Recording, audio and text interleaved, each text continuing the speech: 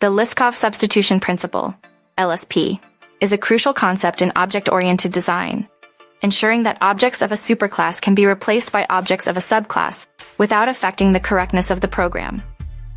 This principle emphasizes the importance of preserving the behavior and contracts defined by the superclass when extending.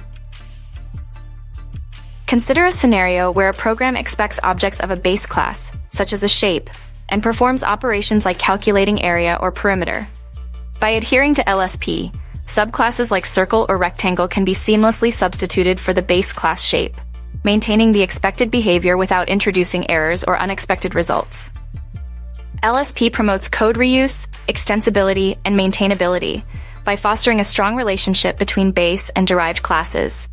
It encourages developers to design class hierarchies that adhere to the is-a relationship, ensuring that subclasses can be used interchangeably with their parent classes. By applying LSP, developers can create more robust and flexible software systems that are easier to understand, extend, and maintain.